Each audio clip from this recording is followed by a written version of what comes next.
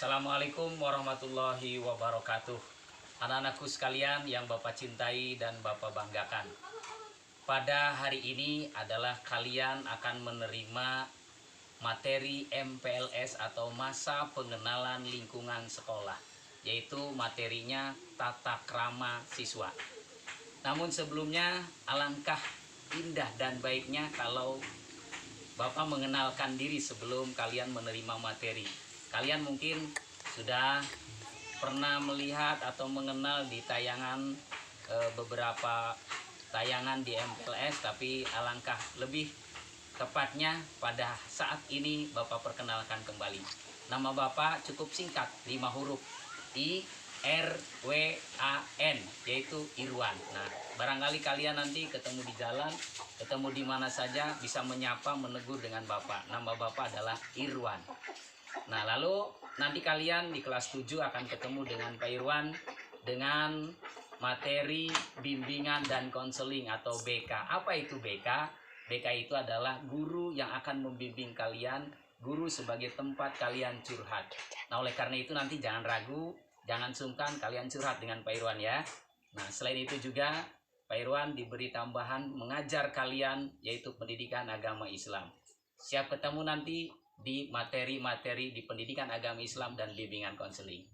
Baik anak-anakku yang hebat, luar biasa, yang soleh, dan juga kalian sangat berprestasi.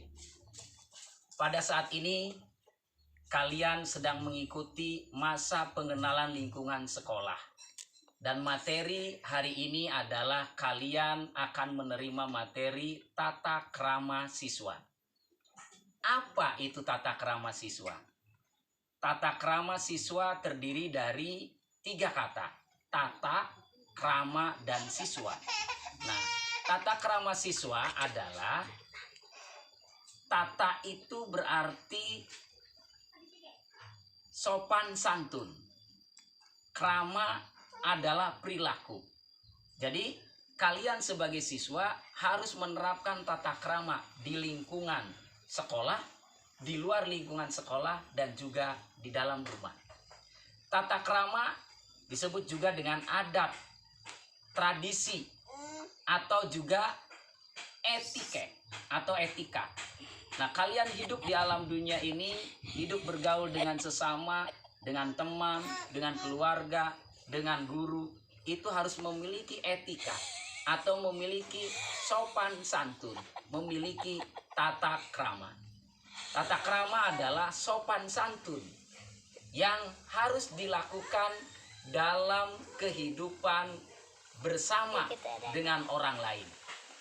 Nah, orang tua kita pernah sering mencontohkan dan mengarahkan kita untuk selalu hidup dengan tata krama, untuk selalu sopan dan santun, baik dalam ucapan, dalam perbuatan, dalam tindakan, maupun dalam kita berkomunikasi. Nah, kalian semua insya Allah akan menjadi siswa SMP Negeri 13. Dan kalian menjadi siswa yang luar biasa apabila kalian memiliki tata krama yang bagus. Oleh karena itu, bersama Pak Irwan saat ini, mari kita mengenal apa itu tata krama, bagaimana bertata krama, lalu seperti apa sebagai seorang siswa, supaya kalian menjadi siswa yang baik, siswa yang soleh, dan juga menjadi siswa banggaan guru, kebanggaan orang tua. Tata krama, orang itu ada yang memiliki tipe seperti kedongdong. Kedongdong itu luarnya bagus, tapi dalamnya coba. Kalau kalian memakan kedongdong, luarnya bagus, mulus, halus. Nah, sepertinya bagus, tapi ketika dikupas, dalamnya, bijinya sangat jelek. Nah, ada juga manusia itu seperti durian. Kalau durian itu sebaliknya dari kedongdong. Kalau durian itu luarnya berduri, sepertinya wah sangat menakutkan, sepertinya wah sangat jelek. Tapi ketika dikupas, di dalamnya tercium wangi dan harum. Nah, itu gambarannya. Tetapi yang dalam tata krama ini, kita sebagai manusia bukan untuk menjadi seperti kedongdong dan bukan juga untuk menjadi seperti durian yang luarnya jelek, dalamnya wangi, bagus, enak dimakan, atau juga luarnya bagus, dalamnya jelek. Tetapi kita sebagai manusia dalam bergaul, hidup dengan sesama manusia, bergaul dengan tetangga, bergaul dengan teman, bergaul dengan keluarga, dengan guru, kita harus dalamnya bagus dan juga luarnya bagus. Luarnya kelihatan bagus, indah, nyaman, dan juga dalamnya juga bagus, indah, nyaman, dan baik. Sehingga orang di sekitar kita dengan kehadiran kita menjadi nyaman, damai, dan juga kita hadir sebagai penolong dan pembantu. Anak-anakku sekalian yang Bapak cintai dan Bapak banggakan, kalian sekarang menyimak materi yang Pak Irwan sampaikan.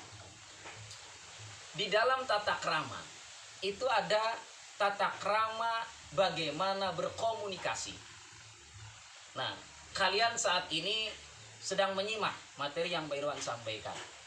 Pak Irwan berbicara menyampaikan materi, dan mudah-mudahan kalian bisa mempraktekkan apa yang Pak Irwan sampaikan. Nah, berkomunikasi sebagai manusia yang memiliki tata krama, memiliki sopan santun yang mulia, memiliki tradisi adat yang bisa membanggakan setiap orang, maka kalian berkomunikasi harus dengan bahasa yang santun, lemah lembut. Jangan sampai mengucapkan kata-kata yang kasar, kata-kata yang kotor, dan juga kata-kata yang menyinggung perasaan orang lain. Nah, berkomunikasi itu perlakukan orang lain seperti kita ingin diperlakukan oleh orang lain. Kalau istilah kata orang tua, ketika kita dicubit sakit, jangan kita mencubit. Tapi ketika kita dipuji menyebabkan kita nyaman dan senang, maka pujilah orang lain. Ketika kita berbuat salah kepada orang lain, maka orang lain akan merasa tersakiti. Begitupun pula ketika orang lain melakukan kesalahan kepada kita, kita akan merasa tersakiti. Maka dari itu hindari hal-hal yang demikian. Jadi dalam berkomunikasi kita harus memperhatikan siapa yang diajak komunikasi. Pakai bahasa yang santun, yang lemah lembut dan sopan. Dan juga kalian perhatikan siapa yang diajak bicara. Kalau yang diajak bicara itu mungkin guru, orang tua, atau orang yang lebih dewasa, maka kita kalimat bahasa harus dengan bahasa yang sopan dan santun. Ya, guyonan itu dibatasi. Tapi ketika kalau misalnya kita dengan teman atau yang lebih kecil, selain dari bahasa yang santun, juga kita harus menghargai teman kita yang diajak komunikasi.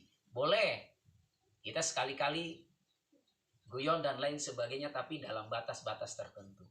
Nah, itu dalam berkomunikasi. Nah, saat ini komunikasi ini kadang-kadang, apalagi sekarang kita dominan belajar online. Komunikasi lewat media atau lewat medsos, dan juga komunikasi lewat handphone. Nah, ini kalian harus bisa memanfaatkan media itu. Medsos adalah sebagai media komunikasi. Maka hati-hati ketika kita melontarkan kata-kata. Hati-hati dalam mencantumkan kata-kata, dalam menulis status. Ketika kalian salah menulis, orang lain salah memahami, bisa terjadi salah paham dan orang lain bisa tersinggung. Nah, tapi Bapak yakin kalian selalu membuat atau menulis status, menulis kata-kata di media sosial sebagai komunikasi dengan kata-kata yang santun, yang baik, menyebabkan orang yang membacanya menjadi nyaman dan juga menjadi gembira. Anak-anakku sekalian yang Bapak cintai, dan insya Allah kalian selalu bergembira dan berbahagia. Itu kunci tata krama dalam berkomunikasi dengan teman, dengan siapapun. Kita harus selalu melontarkan kata-kata, melontarkan kalimat, melontarkan tulisan dengan kata-kata dan tulisan yang sopan dan santun. Anak-anakku sekalian yang soleh, yang hebat, dan juga kalian sangat dibanggakan oleh kita, guru, dan juga oleh orang tua. Yang kedua, dalam berkenalan. Nah, kalian ini adalah calon siswa, berarti kan kalian belum bertemu dengan teman-teman yang lain. Nah, nanti kalian akan bertemu baik dengan media sosial, dengan sistem grup, dan lain sebagainya, atau nanti kalian akan tatap muka. Nah, dalam berkenalan pun sama. Ketika kita bertemu dengan orang yang baru, kita melakukan perkenalan, maka kalian ucapkan kata-kata saling menyampaikan siapa nama dan lain sebagainya. Berjabat tangan itu kalau misalnya sekarang sedang ada pembatasan atau kita jaga jarak. Jadi mungkin berjabat tangan cukup dengan tanda seperti ini. Itu pun cukup. Ya. Nah, lalu kalian bisa menegur, menyapa, dan juga dalam berkomunikasi kita saling melihat atau menghadap. Jangan berpaling. Nah, itu dalam pertemuan ketika kalian mungkin nanti dengan teman-teman satu kelas ataupun beda kelas, karena nanti akan kalian temui itu adalah orang yang berbeda latar belakang, berbeda daerah, berbeda tempat, atau mungkin orang yang berbeda ketika SD-nya. Mungkin kalian di SD A akan ketemu dengan teman nanti di SMP Negeri 13 ini yang berasal dari SDB, dan juga daerah asalnya juga karakternya itu akan berbeda, maka kalian harus bisa memahami hal itu. Nah, selanjutnya di dalam berbicara, kalian berbicara itu harus berkata sesuai dengan aturan yang kalian pahami, apakah ini sopan atau tidak. Ketika sopan maka sampaikan kata-kata itu, lontarkan kata itu. Tapi ketika kalian memahami bahwa ini tidak sopan, maka jangan pernah kalian lontarkan. Guyon pun sama. Ketika itu tidak akan menyinggung perasaan orang lain, maka bolehlah kalian sampaikan atau lontarkan. Tapi ketika wah ini bisa menyinggung orang lain, maka jangan sampai kalian lontarkan. Nah, anak-anakku sekalian yang Bapak cintai dan Bapak banggakan, tata krama di dalam bergaul dengan keluarga, dengan teman, dengan siapapun, kita harus kedepankan sopan dan santun. Nah, sehingga kalian bisa dihargai orang. Ketika kita ingin dihargai orang, maka kita harus menghargai orang lain. Nah, selanjutnya tata krama di dalam makan dan minum. Kalian juga sudah yakin, sudah tahu lah bagaimana cara makan yang baik, bagaimana cara minum yang baik. Di antaranya adalah awali dan akhiri makan atau minum kita dengan membaca doa. Paling tidak membaca basmalah, Bismillahirrahmanirrahim, atau membaca doa. Nah, diawali berdoa, diakhiri dengan doa. Itu tata krama cara bermakan. Nah, lalu ketika kita makan, itu kan biasanya ketika kita mengunyah makanan, itu jangan dibiasakan kita mengunyah makanan dan terdengar atau berisik. Atau kata orang tua sih, ceplaknya kedengaran. Nah itu. Jadi jangan sampai seperti itu. Bila perlu tidak ada suara. Nah itu. Sendok garpu ketika nempel di piring, nah itu jangan ada suara. Itu yang baik di dalam tata krama makan. Nah, selain itu, diawali dengan doa, diakhiri dengan salam. Ketika makan tidak ada suara, ketika mengunyah tidak terdengar, ketika ngambil makanan antara sendok, garpu, dan piring itu tidak terdengar. Itu tata krama dalam makan. Dan juga ketika kita menguap atau bersin dan lain sebagainya, kita harus tutup. Itu supaya makanan yang ada di mulut tidak sampai keluar dan mengenai orang lain. Nah, anak-anakku sekalian dan juga kalian anak hebat dan Bapak banggakan. Dalam makan, ya, kita selalu berdoa dan diakhiri dengan doa pula dengan tata krama yang baik. Selain itu pula kita dalam fasilitas umum. Nah, nanti kalian ketika tatap muka ataupun mungkin kalian ada kesempatan hadir ke sekolah, maka kita harus jaga lingkungan sekolah. Jaga kebersihan. Ada sampah kalian ambil, lalu kalian buang di tempatnya. Ketika ada fasilitas kalian pelihara, ada fasilitas yang kurang beres, kurang rapi, kalian rapikan dan kalian bereskan. Dijaga, dipelihara, jaga kebersihannya, jaga keberaturannya, dan juga jaga ketertibannya. Itu adalah salah satu dari tata krama kalian terhadap lingkungan. Nah, selanjutnya kalian gunakan, manfaatkan fasilitas yang ada ketika nanti di sekolah dengan seperlunya. Apa keperluannya? Gunakan seperlunya. Jangan sampai dihambur-hamburkan. Contoh, misalnya air di kamar kecil atau di WC ataupun di kamar mandi. Ketika kalian sudah menggunakan, ditutup kembali. Ya, kalian jaga kebersihannya, kalian jaga fasilitasnya. Jangan sampai mubazir atau jangan sampai berlebihan. Ataupun kalian ketika lewat di salah satu kamar mandi misalnya, airnya mengalir, kalian lewat, maka kalau kalian tersentuh hatinya, dalam hati ada tata krama terhadap lingkungan dan fasilitas sekolah, kalian akan menutup keran itu dan akan menghentikan keran itu. Karena kalau dibiarkan, airnya akan luber dan juga akan terbuang dengan mubazir. Nah, anakku sekalian yang Bapak cintai, yang Bapak banggakan, kalian hebat, kalian luar biasa. Nah, selanjutnya perlu Bapak tegaskan kepada kalian bahwa tata krama itu adalah sopan santun dalam berperilaku, berucap, bertingkah laku, baik dengan diri sendiri, dengan orang lain, dengan teman, dengan tetangga, dengan keluarga maupun dengan guru. Nah, yang perlu Bapak pesankan kepada kalian adalah yang pertama, berperilaku santun dan sopanlah pada diri kita sendiri. Kalau tidak oleh kita, maka oleh siapa? Dengan cara bagaimana? Bagaimana kita merawat tubuh kita? Bagaimana cara kita memelihara tubuh kita? Bagaimana cara kita membuat kita sehat? Membuat kita indah dipandang. Dan juga bagaimana caranya kita biar orang di sekitar kita, orang yang ketemu kita menjadi nyaman dan bahagia. Maka perilaku kita harus sopan dan santun. Dengan keluarga, dengan orang tua. Kalian dilahirkan ke alam dunia ini melalui proses. Orang tua lah yang menjadi penyebab kalian hadir di muka bumi ini atas kehendak Allah. Maka dari itu, jangan sekali-kali, jangan pernah kalian sakiti orang tua. Jangan pernah kalian congkak dengan orang tua. Jangan pernah kalian sombong terhadap orang tua. Jangan pernah kalian mengatakan di depan orang tua. Dan jangan pernah orang tua tersinggung, tersakiti hatinya.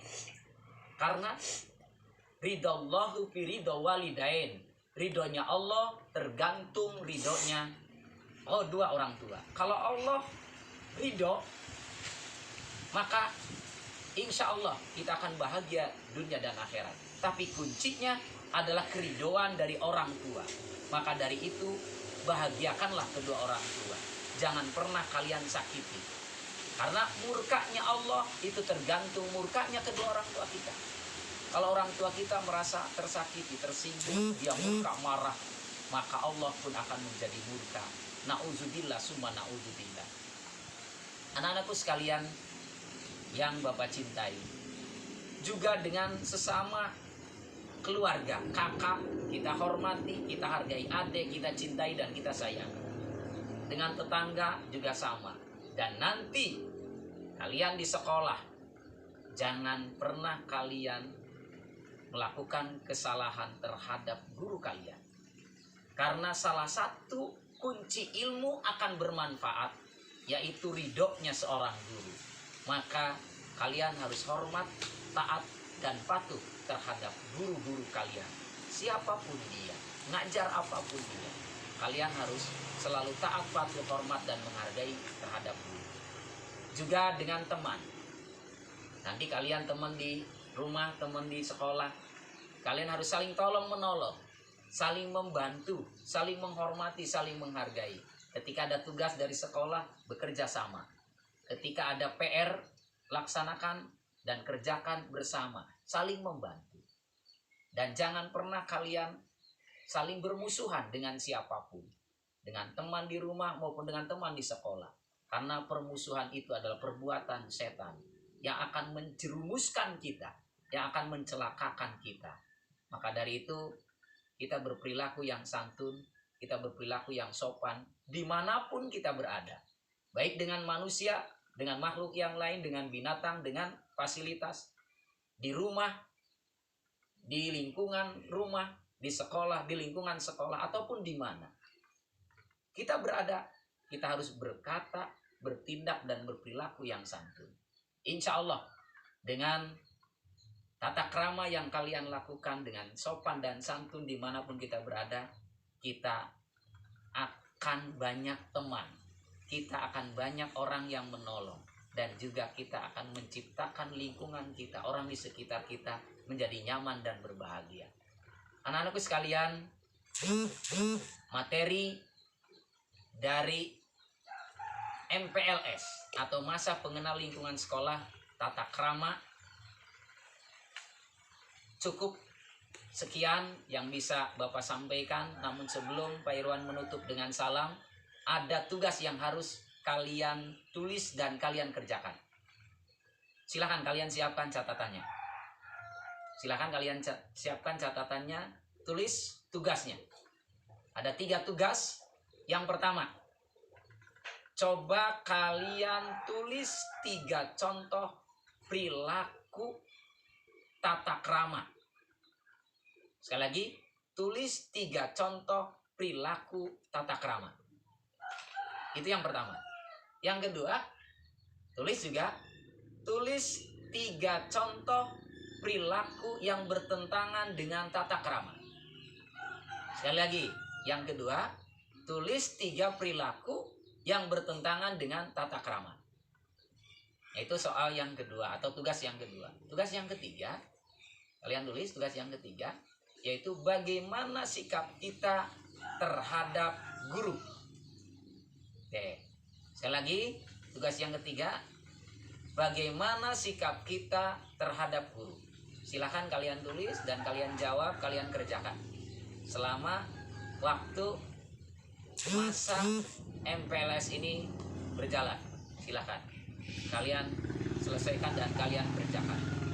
Itu saja yang bisa Bapak sampaikan. Mudah-mudahan kalian bisa memahami dan bisa mempraktekkan, dan juga kalian bisa menjadi siswa yang membanggakan dengan perilaku, dengan tata krama yang sopan dan santun, dan kalian bisa berprestasi. Insya Allah Bapak doakan kalian menjadi orang yang sukses, dan kalian menjadi orang yang membanggakan orang tua, membanggakan guru.